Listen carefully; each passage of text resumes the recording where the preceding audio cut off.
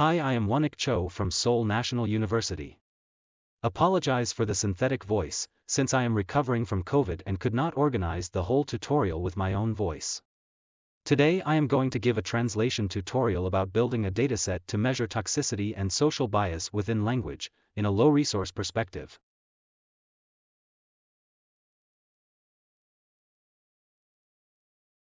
First, let me introduce myself briefly. I built several natural language datasets on the Korean language, and I am currently interested in dialogue analysis and AI for social good.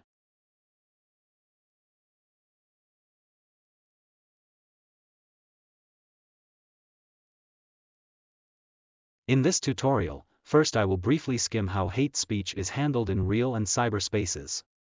We take a look on how the issue was handled in English, where the progress in natural language processing has been leading a role, and how such findings were applied to other languages and made significant advances.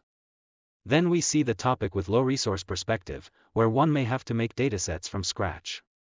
This includes searching for existing language resources, defining the criteria for hate speech and offensive language within the language of interest, building up a solid data annotation guideline, and making up the corpus with sufficient agreement.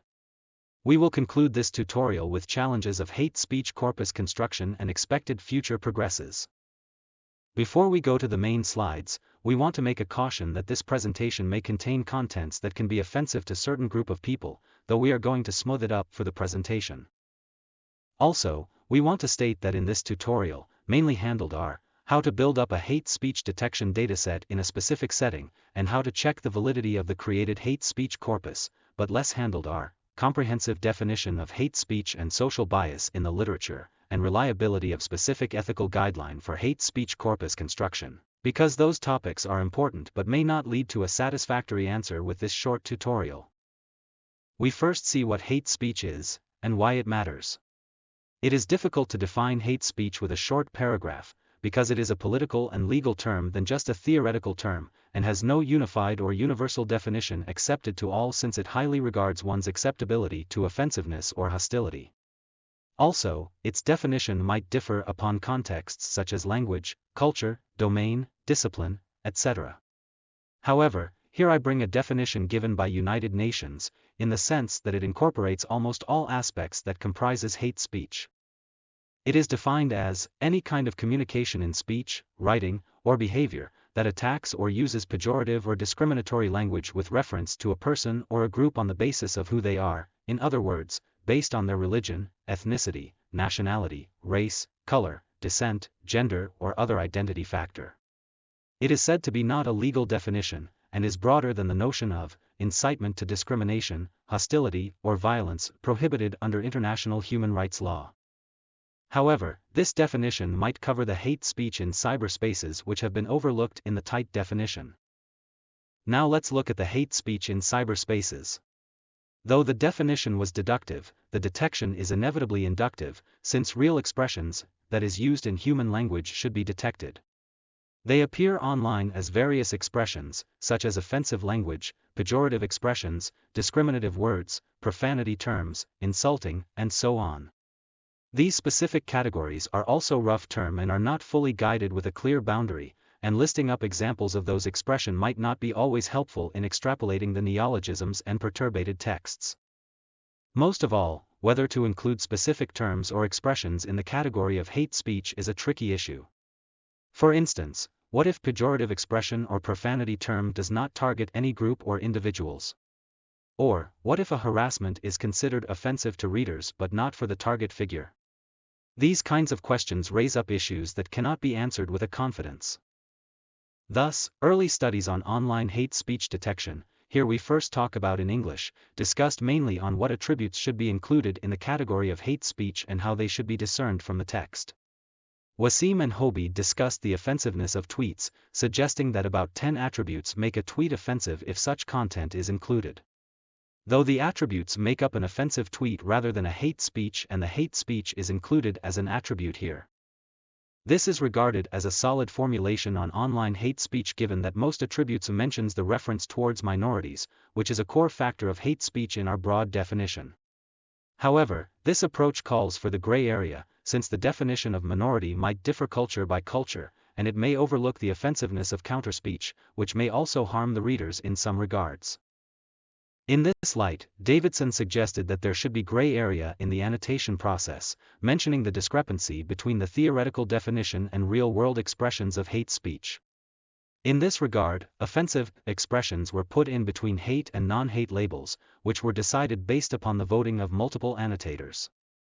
It was shown that there were high frequency of offensive label tweets, and models seem to confuse between hate category and offensive category since large portion of offensive tweets incorporates profanity terms used prevalent in social media, which is offensive but does not necessarily target minority, avoiding the definition of hate speech adopted in the study. In other languages, in more detailed manner, Sanguinetti investigates hate speech for the posts on Italian immigrants with 6 factors that tells the property of the post. Beyond hate speech, annotators tagged if the post is offensive, aggressive, intensive, has irony and sarcasm, or shows stereotype. It is notable that stereotype is used as a factor that can be a clue to discrimination, since it is a factor that includes the existence of social bias in the tagging of hate speech. For Malta language, Asimikopoulos annotated Malta web texts and investigated the attitude of the text, asking for the target if the attitude is negative. Also, if there is the target group of negative sentiment, the way of representation is asked, which includes insult, sarcasm, stereotyping, threat, and so on. In this process, authors encouraged the workers to select all that applies, so that the problem does not turn to a simple multiclass issue. The further question asks if the post incites violence towards the target group. For the Korean language, which I participated in, Moon annotated Korean celebrity news comments with 2 criteria on social bias detection and toxicity measurement. Not only searching for the existence of social bias, it was investigated whether the gender-related bias is included in, reflecting the characteristics of celebrity news comments where discriminative expressions usually involve factors related to one's gender, especially on age or appearance. For toxicity measurement, the criteria of Davidson was adopted with a proper modification to the Korean language. To show how the hate speech corpus is constructed in a low-resource setting, I aim to demonstrate the construction process of this dataset in the rest part of this tutorial. Now we turn to the process of making up the hate speech detection corpus from scratch. We view this in a low-resource perspective, where there is no available resource to refer to in that language.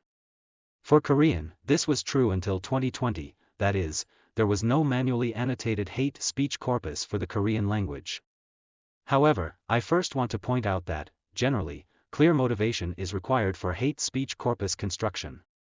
The reasons are, first, the construction process takes much resources, especially time and money, as creating datasets usually is.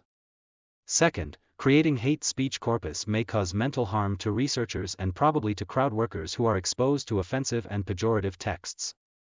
Third, defining the scope of hate speech and offensive language directly reflects the philosophy of researchers, and this may call for some kind of attack towards the researchers if the work is disclosed. These are all obstacles of hate speech corpus construction and hate speech detection study. Nonetheless, the study is required in some circumstances. First, in view of service providing of text-based communities, detecting offensive language and automating the moderation is a crucial issue for maintaining the service. Also, regulation on pejorative comments in online spaces such as news comments is very timely process since severe harm is induced to public if such contents are disclosed without moderation. Although this always have a conflict with the freedom of speech, preventing possible harm seems to be more important issue in most communities nowadays. Now let's begin with analysis on existing language resources. Language resources on hate speech detection regards various other similar datasets, and these include Dictionary of Profanity Terms, Sarcasm Detection, Sentiment Analysis, and Offensive Language Detection dataset. For some languages, websites such as HateBase provide some widely used terms, but for Korean, profanity term dictionary constructed and maintained by enterprises was not shared public, so we could only rely on some bad word materials available online voluntarily constructed by some researchers and developers. Sarcasm and sentiment analysis dataset are not directly related with hate speech, but sarcastic and negative texts may comprise offensive language. Offensive language detection dataset usually covers broader area compared to hate speech dataset, and is very helpful for making up hate speech corpus if exists. Then we can ask why analysis on such existing resources is necessary. First of all, most importantly, it lessens the consumption of time and money that could be used in a duplicated work. Second, grounding on the previous work makes the problem easier, and sometimes provides supporting details. Also, by finding the difference with the previous work, we can confirm what we should aim by creating a new corpus. In case of Korean, we could find some available datasets online, for instance Dictionary of Profanity Terms, Sarcasm Detection Dataset, and Sentiment Analysis Dataset. Although they were not directly adopted for the construction, their construction schemes and contents can help set the direction of hate speech research, especially on definition, attributes, examples and so on. Here, in finding the source corpus to annotate on, one should think of its text style, text domain, and appearing types of toxicity and bias. First, text style of the corpus can indicate various concepts, but here we denote it as the text being written, spoken, or web text. Considering the characteristics of hate speech which usually contains offensive or hostile words that appears in conversation or chat, spoken language or web text corpora are more suitable for the source corpus. However, written corpora are also important since some texts display discriminative ideas only with descriptive and formal expressions. Next, text domain is the category where the text belongs to. For instance, news, Wikipedia, tweets, and so on. This categorization has overlap with text style, but more regards the topic or pattern of appearing lexicons, rather than the structuredness or grammaticality of the sentences. Next important feature is appearing types of toxicity and bias. It includes gender-related expressions, politics or religion, regional or ethnic contents, and so on. If one wants to focus on a specific topic, then it is necessary to first skim which kind of toxicity and bias appear in the corpus. The final feature is appearing amount of toxicity and bias, which is important to make up a class-balanced dataset. Unfortunately, this kind of balance is difficult to achieve before the annotation. Thus, one needs to conduct a considerate sampling process to guarantee that hate speech and non-hate expressions are sampled with balance. In case of Korean, comments were collected from the most popular Korean entertainment news platform, for the period of about 2 years. Among about 24,000 articles, 1,580 were acquired by stratified sampling, and among them, top 20 comments were extracted in the order of Wilson's score on the downvote for each article. Downvote-based sampling could make the distribution toward to the negative cases, but it did not necessarily harm the class balance since not all downvoted comments were offensive or pejorative. Further filtering was done to leave the comments of appropriate length. This kind of sampling process matters in the final distribution of the dataset. The next process is defining the categories that will be counted as hate speech. In this phase, local definition of hate speech was referred to, which is discussed by Korean Sociolinguistic Society. This may differ from the definition given by United Nations earlier, but for the Korean language, this is the most reliable reference since it bases upon Korean culture and language. Here, types of hate speech are listed in 4 types, namely discriminative bullying, discrimination, public insult and threatening, and inciting hatred. These factors are tailored to make up a more detailed guideline. Next step is setting up our criteria based on a reliable definition. We interpreted discriminate, hate, or incite discrimination, hatred, or violence, as a combination of social bias and toxicity of expressions. Besides, further discussion is done for the identification of social minority. All factors that comprises one's identity were considered, for instance, gender, age, professions, religion, and so on.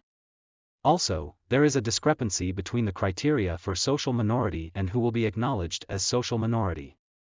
These kind of factors are discussed by researchers to put in or remove specific factors of identity, and highly relates to the viewpoint of researchers on the scope of hate speech. For instance, on the factor gender, one may consider the hostility towards all genders equally in the sense that the scope of social minority differs by context and all the groups should not be the target of hostility, but others may think that social minority should be defined as the group with actual disadvantage in social or cultural context. With these in mind, criteria for bias detection was set up for the Korean language. We explained that bias is a thought that people with a specific characteristic may behave in some way, and emphasized this differs from a judgment that does not involve the identity of the target figure. Based on the involved type of identity, we counted if there is a gender-related bias such as gender, sexual orientation, sexual identity, and gender-related ideas. Examples for each factors are added to help how these kinds of discrimination are represented as a text. Next, criteria for toxicity measurement is set up in a similar way, including hate, insult, and offensive expressions. Hate and insult are usually counted as more toxic attribute compared to offensive expressions. In this step, profanity terms appear frequently in hate and insult category, but they did not necessarily lead the expression to be hate or insult, just remaining in the offensive category. Offensive expressions did not count as hostile or pejorative hate or insult, but included sarcasm, irony, bad guessing towards the celebrity, or unethical expressions towards the deceased, and so on. In this light, toxicity measurement was done in threefold, namely severe hate or insult, not hateful but offensive or sarcastic expressions, or none of the above. Different from the detection of social bias where the categories do not overlap with each other, measurement of toxicity is more close to the problem of continuum, and this threefold categorization could be elaborated to make up a range of scores on the intensity of expressions. However, to fit the task as a classification-based annotation, we remained this to a categorization task, where the workers would choose between 3 levels of degree. After setting up the concept of hate speech, the next is to build a guideline for data annotation. In this stage, mainly 3 stakeholders are involved in. The first is researchers who conceptualize the project and set the direction. The second is moderators, or the crowdsourcing platform, who receives the project and manages the overall worker flow. The last is crowd workers who are hired to the crowdsourcing platform or work as a part-time job, doing the annotation task based on the researchers' and moderators' instruction. Here, guideline is used differently by each stakeholder. For researchers, the guideline is used to represent their research direction. For moderators, it is used to understand the task and educate the workers. For workers, the guideline is a main reference for the annotation or other crowdsourcing tasks, from which they can discern what the researchers originally aimed at. However, such guideline is not built at once. First, a draft guideline is made up based on a source corpus by researchers. Then, researchers conduct a pilot study by themselves, sometimes multiple times of iteration to update and polish the guideline. If the semi-final version of the guideline is prepared, then the moderators and researchers try to make an alignment on the understanding of the guideline. This helps the moderator handle future communication and conflicts between researchers and workers. Then, crowdsourcing platform recruits workers and conducts a pilot tagging with them to select the workers and receive feedbacks. Researchers finally update the guideline with worker feedback to add cautions and exceptions that came out with the worker pilot. Then, the final guideline is eventually ready for the main annotation. Let me give a detail on each stage. First, the draft guideline is built based upon a small portion of source corpus, usually about hundreds of instances. Here, researchers' intuition is highly involved, and the descriptions are usually concept-based. For instance, for bias, we have described as, people with a specific characteristic may behave in some way. This gives a deductive concept on bias, instead of listing up all stereotyped expressions. The next stage is the pilot study of researchers, where they tag on slightly larger portion of source corpus, to fit their intuition on the proposed concepts.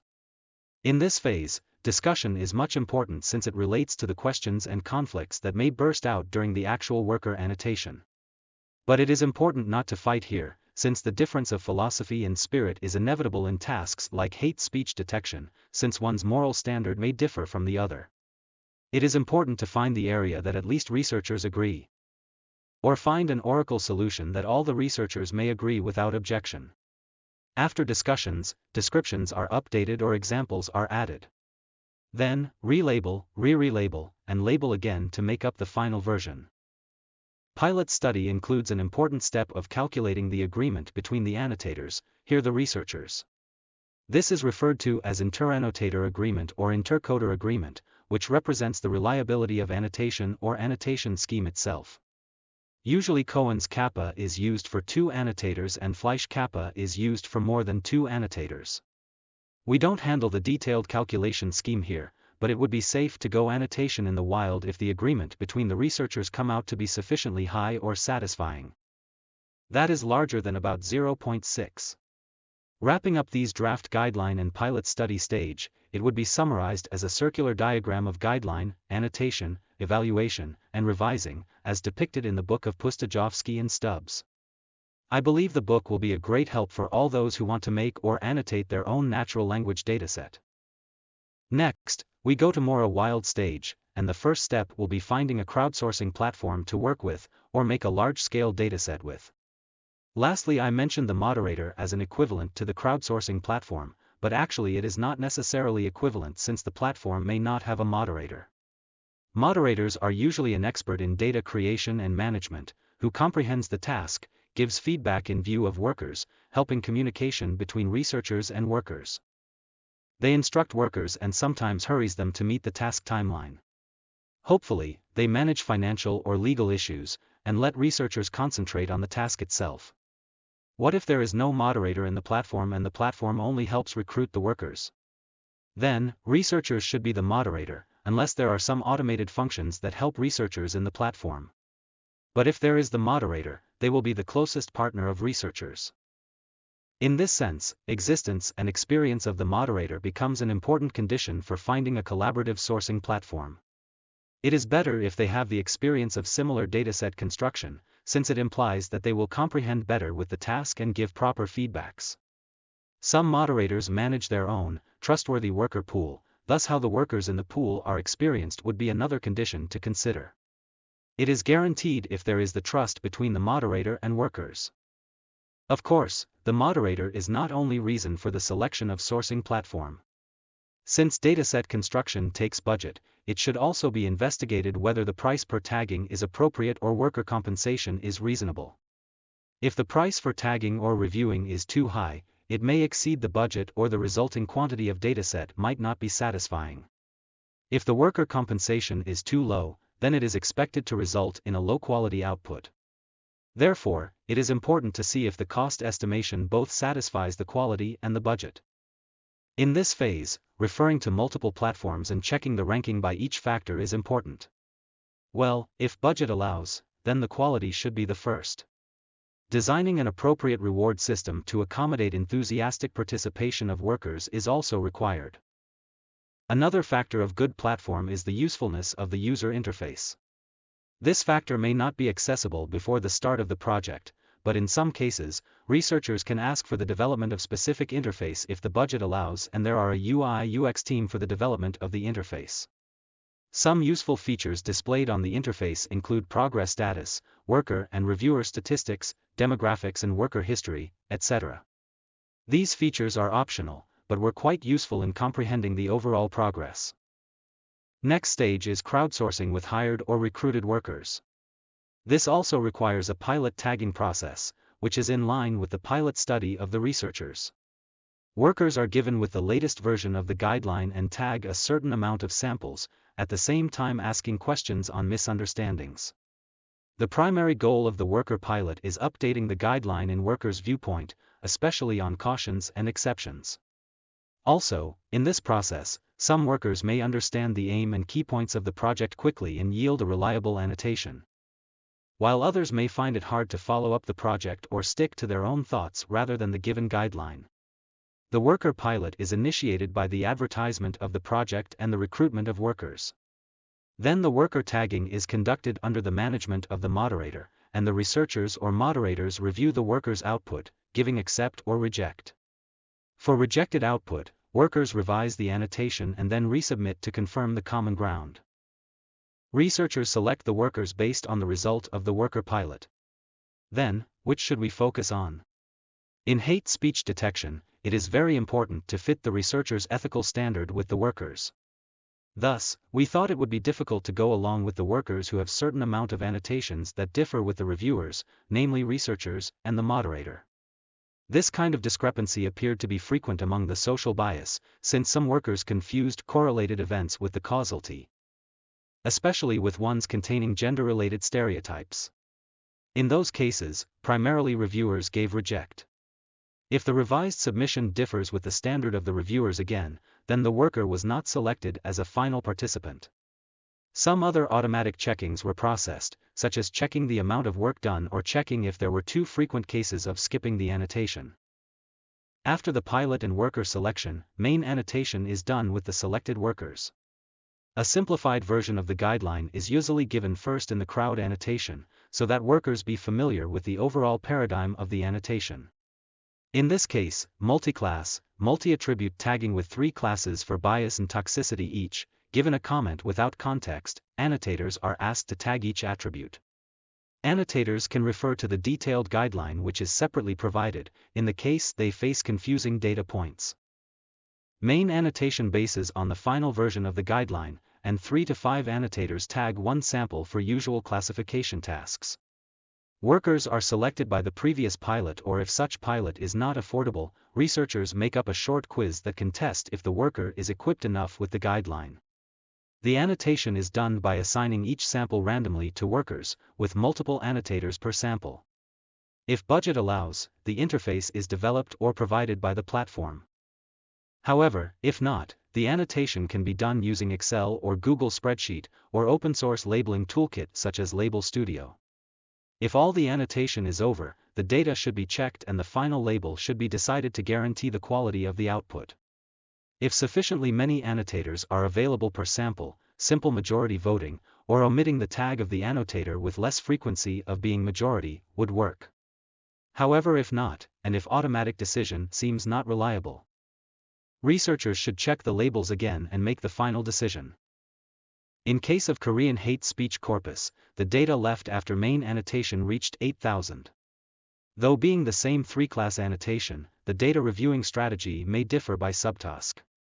For both bias and toxicity, cases with all 3 annotators went through the researcher's adjudication and finally decided after the discussion. This is a usual process done in the majority voting of many classification tasks. However, for toxicity measurement, cases with only hate and none labels were investigated again, since such result is awkward considering that the problem regards the continuum of degree. The samples that failed to reach the decision were discarded.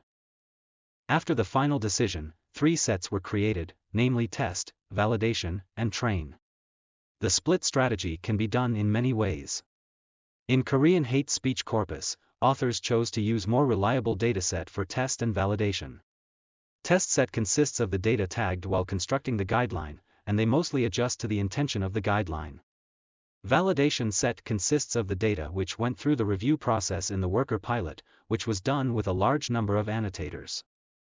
They are deemed to be roughly aligned with the guideline since revision and resubmit of workers would have improved the reliability of the output. In contrast, for the train set, the data was constructed in the main annotation with the selected workers. Not all the samples were reviewed, but the dataset went through adjudication for some special cases. The final agreement turned out to be around 0.5, since the agreement was calculated with all the samples combined.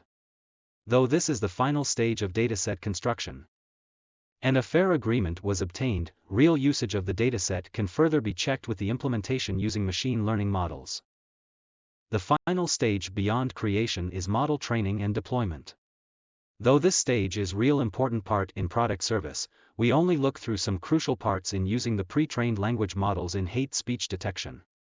Traditionally, models showing high performance meant the task being relatively easy, while low performance implied the task being relatively challenging. However, in these days pre-trained language model-based evaluation paradigm, there are some more points to consider in evaluating the dataset. First, pre-training corpora may play a significant role in the performance gap. In the table, a significant gap between CoBERT, CoElectra, KC-BERT and Songsil-BERT is shown, where the last 2 are pre-trained with online news comments, the most close to the source corpus used to make up Korean hate speech dataset. Not only the pre-training corpus, model size and model architecture also matter, here showing that larger models and Electra-based models perform better compared to smaller ones and BERT-based models. All these give intuition on which model should be used in the deployment, given that the performance of the total serving system is determined upon the performance of model detection and whether the size of the model fits with the capacity. Also, deployment would result in the user's feedbacks on the system, which may call for future update of the created corpus and the prediction model. So far we've dealt with the construction of hate speech detection corpus in the low resource setting. However, still many challenges are left in hate speech detection. First, the detection of hate speech is highly influenced by the context, such as articles, threads, and posts, but it is not clearly known that giving the context would always lead to more accurate answers. Also, the input format can be expanded to image or audio, as suggested in Hateful Memes Challenge, and the text input may have some perturbation as in LeetCodes or its Korean version, where the hate speech or offensive words are expressed in code-mixed manner, character jumbling, or optical tricks, to let the authority fail to detect the hate speech sent or typed online. Another challenge is that categorical or binary output may have limitation in that, categorizing the degree of intensity may lead to low agreement since it fits the continuous level of decision to a discrete level. Thus, Polito adopted scale-based annotation, namely unbalanced rating scale, and compared the result with the traditional categorical approach, using Italian tweets. It is expected that this can be used not only to determine the final label with more delegate granularity, also suggesting the way of formulating the hate speech task as a real number score-based regression. The problem of multiple label is also a challenging side of hate speech corpus construction. Aspect of discrimination may differ by attributes, and it is important to note that which kinds of discrimination appear in the sample. Thus, one can tag all the target attributes of discrimination that appear in the sample, which was done in Kong for the Korean language recently, with detailed guideline with terms and concepts defined for each attribute. This gives a multi-labeled corpus for hate speech samples, which can be used to make up a multi-attribute hate speech prediction that helps service providers analyze which kind of discrimination is visible in the user utterances. Next is the challenges of privacy and license, which has been much important recently in natural language dataset construction. They can be violated often with the text collection using crawling. Hate speech corpus may contain personal information on public figures, and some texts there could have been brought from elsewhere with tight licenses by users, with a simple copy and paste. In this light, Yang proposed generating the text from scratch, by recruiting workers and a moderator to enable anonymous text generation. By guaranteeing the anonymity, the participants can generate hate speech and confusing non-hate speech with less embarrassment, also being paid by the moderator to get an appropriate compensation for their creation. The left ones are more challenging factors that may has not been sufficiently tackled yet. First, since text incorporates various ways of interpretation, the ambiguity is inevitable for some hate speech. If omission or replacement is accompanied to trick the monitoring system, and the intention is apparent considering the context, there is no clear solution to judge them as a hate speech with just suspicious expressions. Next, temporal diachronicity of the text is a core difficulty of detecting hate speech since it evolves day by day. Along with various neologisms and acronyms. Non-hate speech in the past can be interpreted as hate speech these days, and this diachronicity may deter the utility of ready-made prediction systems, which necessitates online or continual learning of the models. For instance, in the case a celebrity committed crime, the name of the celebrity becomes a kind of taboo or profanity term from the period of social disgrace. Finally, the most important issue as always is that the boundary between hate speech and freedom of speech is very gray. For any kind of hate speech detection system, some readers may be offended by false positives and some users may be offended by false negatives. It is an important role of service providers to fit the need of both sides, minimizing the mental damage of people who are exposed to the hateful words. This is our short conclusion. Hate speech is prevalent in real and cyber spaces, and its discussion was done in diverse viewpoints, which were reflected to the overall dataset construction processes. However, no corpus is built perfect from the beginning, and hate speech corpus is one of the most difficult kind of dataset to create. We skimmed through considerations in the hate speech corpus construction in low resource setting, especially on the reason we created, the strategy, the quantity, and the quality. Though still more challenges are left on context, noise, output format and the chronic indecisiveness, I want to give 2 takeaways from this tutorial. First, we should be aware that there is discrepancy between theoretical and practical definition of hate speech, and their aim may differ, so we should understand it in the dataset construction process. Also, there is no guideline that satisfies all, so we should first find the boundary that satisfies the most and make an improvement from there. This is a full reference list of this tutorial. Thanks so much for listening.